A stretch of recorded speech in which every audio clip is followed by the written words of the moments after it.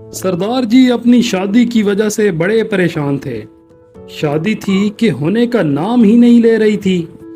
शादी का लड्डू खाने के लिए वो हर जतन कर चुके थे, अपनी तरफ से हर तरकीब लड़ा चुके थे, मगर शादी नहीं हो रही थी। एक और बात भी अब उनको खाए जा रही थी।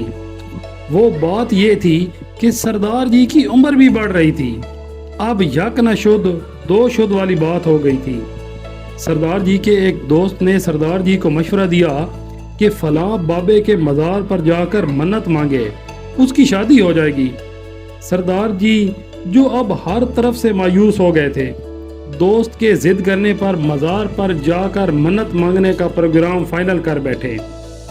दूसरे दिन सरदार जी अपनी माँ के साथ दरबार पर चले गए। दरबार पर बहुत ज़्यादा रश था। सरदार जी ने अपनी माँ से कहा कि मेरा हाथ मजबूती से पकड़ लें, ऐसा ना हो कि आप रश में कहीं गुम हो जाएं। माँ जी ने सरदार जी का हाथ पकड़ लिया, लेकिन थोड़ी देर बाद उनका हाथ छूट गया और वो रश में गुम हो गई। सरदार जी बड़े परेशान हुए और माँ को ढूंढना शुरू कर दिया। बहुत ढूंढने के बाद सरदार जी को माँ ना मिली।